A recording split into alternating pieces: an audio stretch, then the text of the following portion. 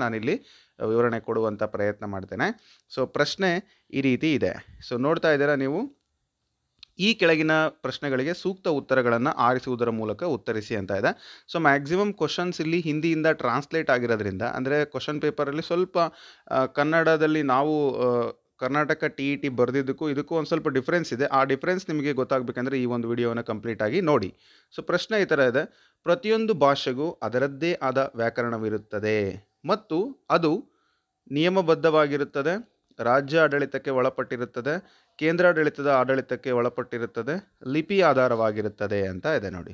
So ಹಾಗಾದರೆ ಈ ಪ್ರತಿಯೊಂದು ಭಾಷೆಗೂ ಕೂಡ ಅದರದ್ದೇ ಆದಂಥ ವ್ಯಾಕರಣ ಇರುತ್ತೆ ಮತ್ತು ಅದು ಏನಾಗಿರುತ್ತಪ್ಪ ಅಂತ ಕೇಳಿದ್ರೆ ನೋಡಿ, ರಾಜ್ಯ ಆಡಳಿತಕ್ಕೆ ಒಳಪಟ್ಟಿರುತ್ತೆ ಅಲ್ಲ, ಕೇಂದ್ರಾಡಳಿತಕ್ಕೆ ಒಳಪಟ್ಟಿರುತ್ತೆ. ಭಾಷೆಗೂ ಆಡಳಿತಕ್ಕೂ ಅಷ್ಟೊಂದು ನೀವು ಭಾಷೆಗೆ ಸಂಬಂಧಪಟ್ಟಂತೆ ಕಂಪೇರ್ ಮಾಡಲಿಕ್ಕಾಗಲ್ಲ. ಹೌದು, ಇದು ಲಿಪಿ ಆಧಾರವಾಗಿರುತ್ತೆ, ಬಟ್ ಅದು ಅಷ್ಟೊಂದು ಸೂಕ್ತವಾದದ್ದಲ್ಲ, ಬದಲಾಗಿ ನಿಯಮಬದ್ಧವಾಗಿರುತ್ತೆ. ಸೊ ಸ್ನೇಹಿತರೆ, ನಾನು ಇನ್ನೊಂದು ವಿಚಾರ ಕನ್ಫರ್ಮ್ ಮಾಡ್ತಾ ಇದ್ದೀನಿ ನಿಮಗೆ. ಏನಪ್ಪ ಅಂತಂದರೆ, ನಾನು ಈ ಆನ್ಸರ್ಸನ್ನು ಏನು ಮಾರ್ಕ್ ಮಾಡಿ ನಿಮ್ಗೆ ಹೇಳ್ತಾ ಇದ್ದೀನಿ, ಸೊ ಇದೇ ಆನ್ಸರು ಅಫಿಷಿಯಲ್ ಕೀ ಆನ್ಸರ್, ಅಂದರೆ ಫೈನಲ್ ಕೀ ಆನ್ಸರಲ್ಲಿ ಬಂದಿರತಕ್ಕಂಥ ಉತ್ತರಗಳನ್ನೇ ನಾನು ನಿಮಗೆ ಹೇಳ್ತಾ ಇದ್ದೀನಿ. ಸೊ ಯಾವುದೇ ಗೊಂದಲ ಬೇಡ, ಮತ್ತು ನೀವು ಇದು ಸರಿ ಇದೆಯೋ ತಪ್ಪಿದೆಯೋ ಅನ್ನೋ ಚರ್ಚೆ ಕೂಡ ನೀವು ಮಾಡೋ ಅವಶ್ಯಕತೆ ಇಲ್ಲ. ಬಟ್ ನಾನು ಹೇಳುವಂಥ ಎಕ್ಸ್ಪ್ಲನೇಷನಲ್ಲಿ ನೀವು ಅರ್ಥ ಮಾಡ್ಕೊಳ್ಳೋ ಎಕ್ಸ್ಪ್ಲನೇಷನ್ ಸ್ವಲ್ಪ ಚೇಂಜ್ ಇರ್ಬೋದು, ಬಟ್ ಆನ್ಸರ್ ಮಾತ್ರ ಅಧಿಕೃತವಾದ ಆನ್ಸರ್ನೇ ನಾನು ನಿಮಗೆ ತಿಳಿಸ್ತಾ ಇದ್ದೀನಿ. ಸೊ ಮುಂದಿನ ಪ್ರಶ್ನೆ ನೋಡಿ, ತ್ರಿಭಾಷಾ ಸೂತ್ರದನ್ವಯ ಮೂರನೇ ಭಾಷೆಯು ಡ್ಯಾಶ್ ಅಂತ ಕೊಟ್ಟಿದ್ದಾರೆ. ತ್ರಿಭಾಷಾ ಸೂತ್ರದನ್ವಯ ಮೂರನೇ ಭಾಷೆ ಏನಾಗಿರುತ್ತೆ ಅಂತ, ದೇಶದಲ್ಲೆಲ್ಲ ಒಂದೇ ಥರ ಇರುತ್ತೆ, ಸಾಂಸ್ಕೃತಿಕ ಮಾತ್ರ, ಹಿಂದಿ ಭಾಷಿಕ ರಾಜ್ಯ ಮತ್ತು ಇತರೆ ಹಾಗೂ ಹಿಂದಿಯೇತರ ಭಾಷಿಕ ರಾಜ್ಯಗಳಲ್ಲಿ ಭಿನ್ನವಾಗಿರುತ್ತೆ, ಯಾವುದಾದರೊಂದು ವಿದೇಶಿ ಭಾಷೆ ಮಾತ್ರ ಅಂತ ಕೊಟ್ಟಿದ್ದಾರೆ. ಸೊ ಅದು ತಪ್ಪು. ಯಾವುದಾದ್ರೂ ವಿದೇಶಿ ಭಾಷೆ ಅಂತ ನಾವು ಹೇಳಲಿಕ್ಕಾಗಲ್ಲ. ದೇಶದಲ್ಲೆಲ್ಲ ಒಂದೇ ಥರ ಇರುತ್ತೆ ಅಂತಕ್ಕಂಥದ್ದು ಕೂಡ ನಾವು ಪರ್ಟಿಕ್ಯುಲರಾಗಿ ಹೇಳೋಕ್ಕಾಗಲ್ಲ. ಅದು ಸಂಸ್ಕೃತ ಅಂತಲೂ ಹೇಳೋಕ್ಕಾಗಲ್ಲ. ಸೊ ಬದಲಾಗಿ ಆಪ್ಷನ್ 3 ನೀವು ನೋಡ್ತಾ ಇದ್ದೀರಿ. ಏನಪ್ಪ ಅಂದರೆ, ಹಿಂದಿ ಭಾಷಿಕ ರಾಜ್ಯ ಹಾಗೂ ಹಿಂದಿಯೇತರ ಭಾಷಿಕ ರಾಜ್ಯಗಳಲ್ಲಿ ಏನಾಗಿರುತ್ತೆ ಅಂದರೆ ಥರ್ಡ್ ಲ್ಯಾಂಗ್ವೇಜು ಬೇರೆ ಬೇರೆ ಆಗಿರುತ್ತೆ. ಕ್ಲಿಯರ್ ಆಯಿತಾ? So this is the correct answer.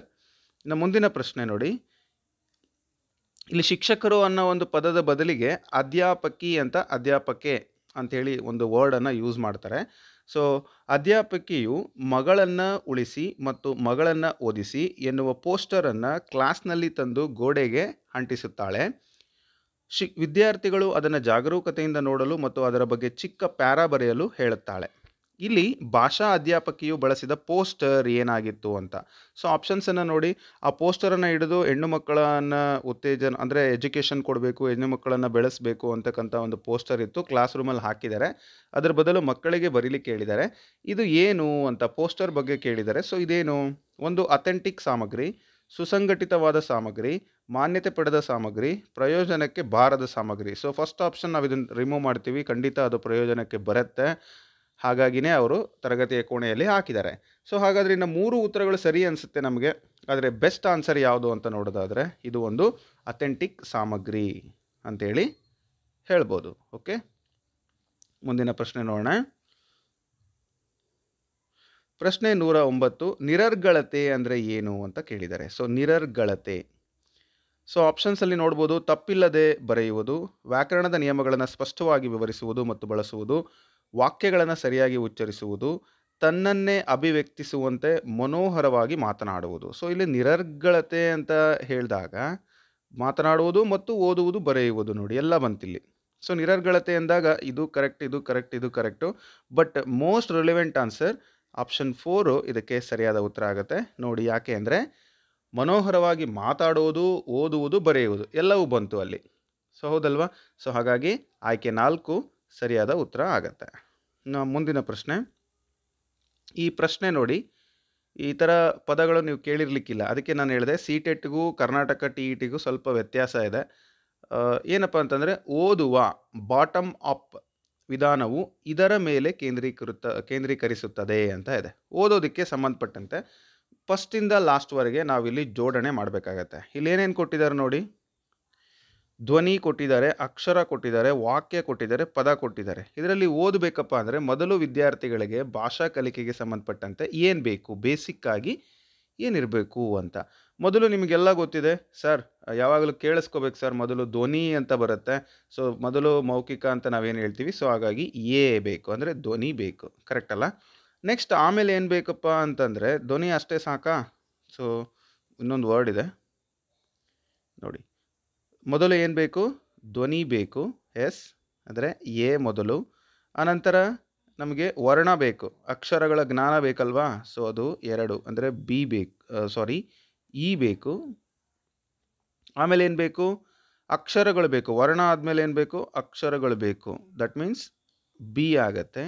And then ನಮಗೆ ಅಕ್ಷರಗಳಾದ ನಂತರ ನಮಗೆ ಏನು ಬೇಕಪ್ಪ ಅಂತಂದರೆ ಪದಗಳು ಬೇಕು. ಅಂದರೆ ಪದಗಳನ್ನು ಬರೀಲಿಕ್ಕೆ ಮಗುವಿಗೆ ಬರಬೇಕು, ಅಂದರೆ ಡಿ ಆಗತ್ತೆ.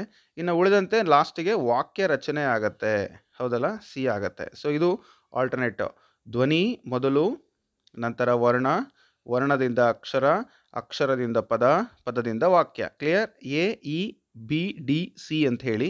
ಸೊ ನೀವು ನೋಡ್ಬೋದು ಆಪ್ಷನ್ಸಲ್ಲಿ ಎಲ್ಲಿ ಬರುತ್ತೆ ಅಂದರೆ ಆಪ್ಷನ್ 3ನಲ್ಲಿ ಬರುತ್ತೆ ಈ ಒಂದು ಆಪ್ಷನ್ ಸರಿಯಾದ ಉತ್ತರ. ಓಕೆನಾ? ನೀವು ಅದು ಮ್ಯಾಚ್ ಮಾಡಿ ನೋಡಿದರೆ ಗೊತ್ತಾಗುತ್ತೆ. ಭಾಳ ಸಿಂಪಲ್ ಆಗಿ ಮಾಡ್ಬೋದು. ಓಕೆ, ಕ್ಲಿಯರ್ ಆಯ್ತಲ್ಲ? ಸೊ ಇದು ಬಾಟಮ್ ಅಪ್ ವಿಧಾನ ಅಂತ ಹೇಳಿ ಕರೀತಾರೆ. ಅಂದರೆ ಬೇಸಿಕ್ಕಿಂದ ಯಾವ ರೀತಿ ಮಕ್ಕಳಿಗೆ ಭಾಷೆಯನ್ನು ಕಲಿಸ್ಬೇಕಾದ್ರೆ ನಾವು ಯಾವ ಮಾನದಂಡಗಳನ್ನು ಬಳಸಬೇಕು ಅಂತಕ್ಕಂಥದ್ದು. ನೆಕ್ಸ್ಟು ಮುಂದಿನ ಪ್ರಶ್ನೆ ಸಂಖ್ಯೆ 111. ಈ ಕೆಳಗಿನವುಗಳಲ್ಲಿ ಯಾವುದು ಭಾಷೆಯ ಗಳಿಕೆಯ ಸಾಮಾಜಿಕ ಅಂತರ್ ಸಂವಹನ ಥಿಯರಿಗಳ ನಂಬಿಕೆಯ ಮೇಲೆ ಆಧಾರಿತವಾಗಿದೆ ಅಂತ ಇದೆ. ಸೊ ಇದಕ್ಕೆ ನೇರವಾಗಿ ಉತ್ತರವನ್ನು ನಿಮಗೆ ಹೇಳ್ತೇನೆ. ಸೊ ಭಾಷಾ ಕಲಿಕೆದಾರರು ಉಳಿದವರ ಜೊತೆಗೆ ಚರ್ಚಿಸಲು ಮತ್ತು ಅರ್ಥವನ್ನು ಅನ್ವಯಗೊಳಿಸಲು ಅವಕಾಶ ಸಿಗಬೇಕು ಅಂತಕ್ಕಂಥದ್ದೇ ಆ ಒಂದು ಥಿಯರಿ ಹೇಳ್ತಕ್ಕಂಥದ್ದು. ಸೊ ನೋಡ್ಬೋದು ನೀವು, ಸುಮ್ಮನೆ ಎಲ್ಲ ಆಪ್ಷನ್ಸ್ಗಳನ್ನು ಹೇಳಿ ನಾನು ನಿಮಗೆ ಕನ್ಫ್ಯೂಸ್ ಮಾಡಬಾರ್ದು ಅಂತ ನೇರವಾಗಿ ಉತ್ತರವನ್ನು ಹೇಳಿದ್ದೀನಿ. ಕ್ಲಿಯರ್? ಮುಂದಿನ ಪ್ರಶ್ನೆ,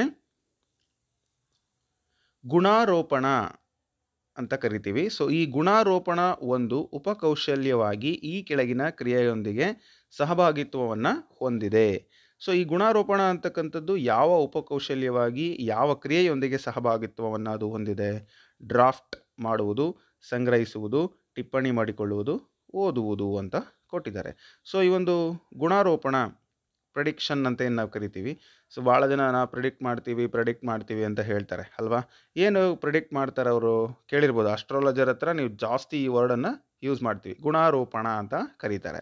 ಸೊ ಇದು ಯಾವ ಉಪಕೌಶಲ್ಯದ ಒಂದು ಸಹಭಾಗಿತ್ವವನ್ನು ಹೊಂದಿದೆ ಅಂತ ನೋಡೋದಾದರೆ ಸರಿಯಾದ ಉತ್ತರ ಇದು ಸಿಂಪಲ್ ಓದುವುದಕ್ಕೆ ಸಂಬಂಧಪಡುತ್ತೆ. ಇದು ಯಾವುದಕ್ಕೆ ಸಂಬಂಧಪಡುತ್ತೆ?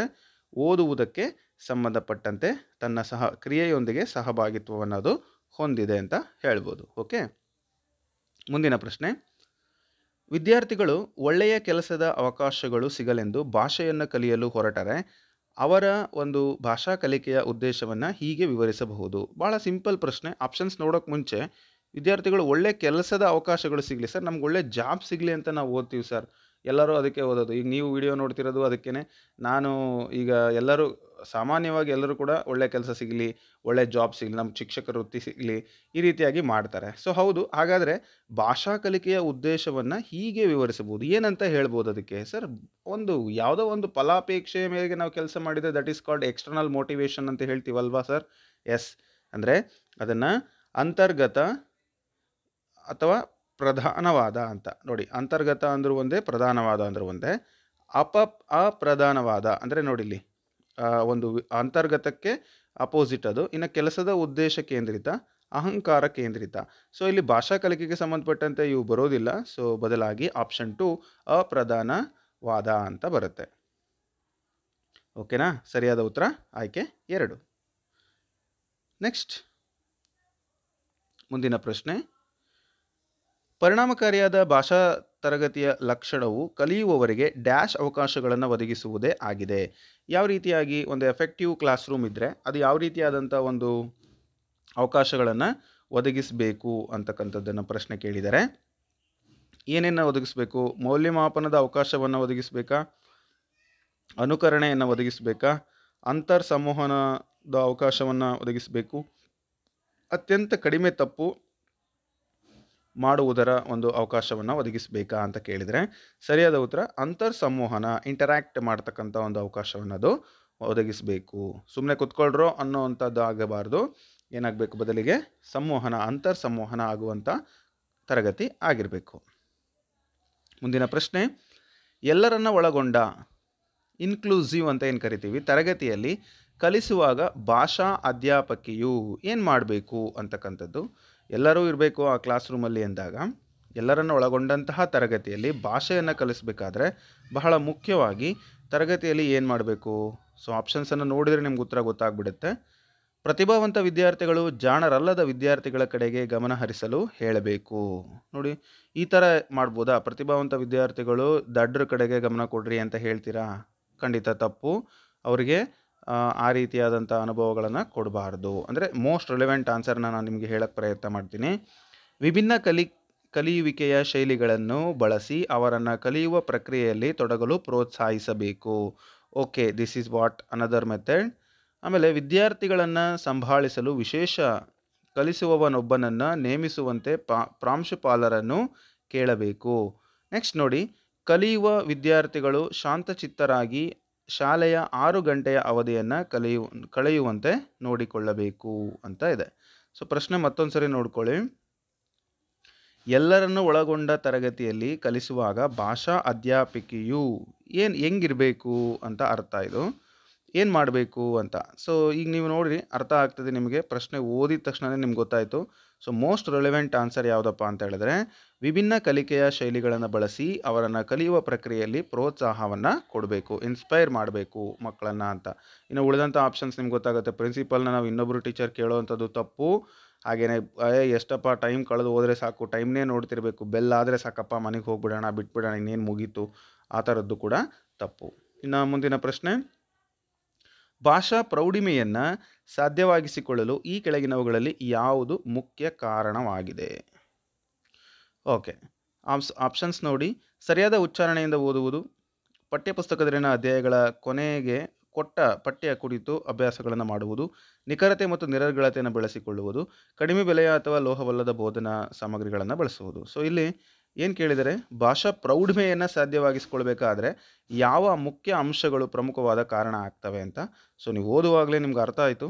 ನಿಖರತೆ ಮತ್ತು ನಿರರ್ಗಳತೆಯನ್ನು ಬಳಸಿಕೊಳ್ಳುವುದು. ಏನು ನಿಖರತೆ ನಿರರ್ಗಳತೆ ಅಂದರೆ, ಒಂದು ಪ್ರಶ್ನೆಯಪ್ಪ, ಯಾವುದಾದ್ರೂ ಒಂದು ಪ್ರಶ್ನೆ ಕೇಳ್ತಾರೆ ಮಕ್ಕಳು. ಸೊ ಅದಕ್ಕೆ ಉತ್ತರ ಕೊಡುವಾಗ ಇರಬಹುದು, ಹೌದೇನೋ, ನೋಡೋಣ, ಓಕೆ ಅಂತ ಈ ಥರದ ಪದಗಳನ್ನು ಹೇಳಬಾರ್ದು. ಅಲ್ಲಿ ನಿಖರತೆ ಇಲ್ಲ ಅಂತಕ್ಕಂಥದ್ದಾಗತ್ತೆ. ಸೊ ನಿಖರವಾದಂತಹ ಒಂದು ಪ್ರಮುಖವಾದಂಥ ವರ್ಡ್ಗಳನ್ನು ನಿರರ್ಗಳವಾಗಿ ಶಿಕ್ಷಕರು ಬಳಸಿದಾಗ, ಅಂದರೆ ಫ್ಲೂಯೆಂಟಾಗಿ ಹೇಳಿದಾಗ ಖಂಡಿತ ಕೆಲವರು ನನಗೆ ಹೇಳ್ತಾರೆ, ಸರ್ ಸೋಷಿಯಲ್ ಸೈನ್ಸ್ ಮಾಡಿ, ಸೋಷಿಯಲ್ ಸೈನ್ಸ್ ಕ್ಲಾಸ್ ಮಾಡಿ, ಇಂಗ್ಲೀಷ್ ಕ್ಲಾಸ್ ಮಾಡಿ ಅಂತ.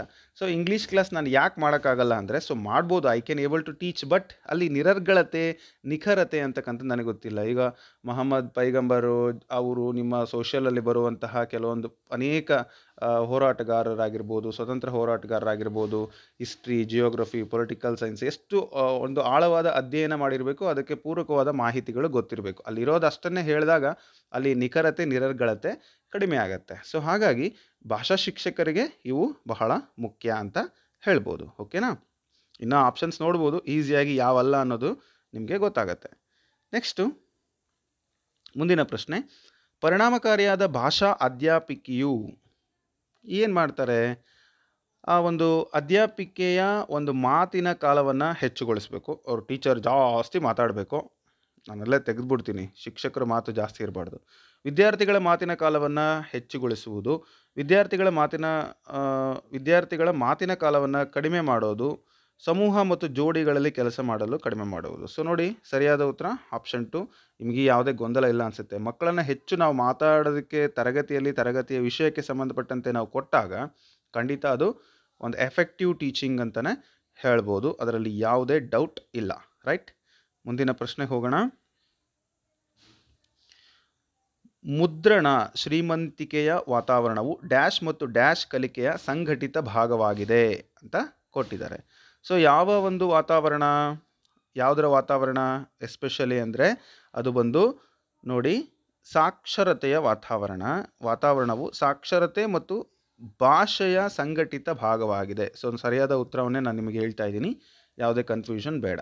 ಮುದ್ರಣ ಶ್ರೀಮಂತಿಕೆಯ ವಾತಾವರಣವು ಸಾಕ್ಷರತೆ ಮತ್ತು ಭಾಷೆಯ ಕಲಿಕೆಯ ಸಂಘಟಿತ ಭಾಗವಾಗಿದೆ ಅಂತಲೇ ಹೇಳ್ಬೋದು. ಓಕೆ, ನೆಕ್ಸ್ಟು ಒಂದು ಸಂಪನ್ಮೂಲವಾಗಿ ಬಹುಭಾಷಿಕತೆ ಅಂದರೆ ಏನು ಅಂತ. ಸೊ ಸಂಪನ್ಮೂಲ ಆಗಿ ನಾನು ಬೇರೆ ಬೇರೆ ಭಾಷೆಯನ್ನು ತಗೊಳ್ತೀನಿ.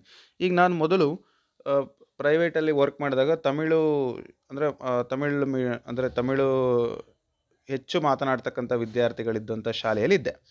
ಅಲ್ಲಿ ನೋಡಿದಾಗ ಮಕ್ಕಳು ಎಷ್ಟು ಅವ್ರ ಭಾಷೆಯನ್ನು ನಾನು ಬಳಕೆ ಮಾಡಿದಾಗ ಎಷ್ಟು ಖುಷಿ ಆಗ್ತಿದ್ರು. ಸೊ ನಾನು ಹೋದಾಗ ಮ್ಯಾಥ್ಸ್ ಲೆಕ್ಕಗಳನ್ನು ಮಾಡ್ತಾಯಿದ್ದೆ. ಮ್ಯಾಥ್ಸ್ ಲೆಕ್ಕಗಳನ್ನು ಬೋರ್ಡಿನ ಮೇಲೆ ಬರೆಯುವಾಗ ಮಕ್ಕಳು ಬರ್ಕೊಳ್ಳೋಕೆ ಸ್ಟಾರ್ಟ್ ಮಾಡ್ತಾಯಿದ್ರು. ಸೊ ನಾನು ಅವಾಗ don't right, just look at the board ಅಂತ ಹೇಳ್ತಾ ಇದ್ದೆ. ಸೊ ಅದಕ್ಕೆ ಅವ್ರ ಮಕ್ಕಳು ಯಾರೂ ಅಷ್ಟೊಂದು ಪ್ರತಿಕ್ರಿಯೆ ಕೊಡ್ತಾ ಇರಲಿಲ್ಲ. ಆದರೆ ನಾನು ಅವ್ರದ್ದೇ ಆದ ಭಾಷೆಯಲ್ಲಿ ಹಿಂಗ ಪಾರಂಗ ಅಪರಮೆ ಎಳೆದಿರಿಚ್ ಅಂತ ಹೇಳ್ತಾ ಇದ್ದೆ. ಸೊ ನನಗೂ ಸರಿಯಾಗಿ ಬರಲ್ಲ ತಮಿಳು. ಆಗ ಆ ಮಕ್ಕಳು ತುಂಬ ಕುತೂಹಲದಿಂದ ಅವರು ನಮ್ಮ ಕಡೆ ನೋಡ್ತಾ ಇದ್ರು. ಸೊ ಎಷ್ಟು ಖುಷಿ ಆಗುತ್ತೆ ಸಾರ್ ಅಂತ ಅವರ ಒಂದು ಮುಖದ ಎಕ್ಸ್ಪ್ರೆಷನ್ನೇ ಚೇಂಜ್ ಇತ್ತು. ಸೊ ಹಾಗೆ ಒಂಥರ ಅದು ಭಾಷೆ ಅಂತ ಅಂದಾಗ ನಾವೆಲ್ಲ ಭಾಷೆಗಳನ್ನು ಪ್ರೀತಿಸಬೇಕು.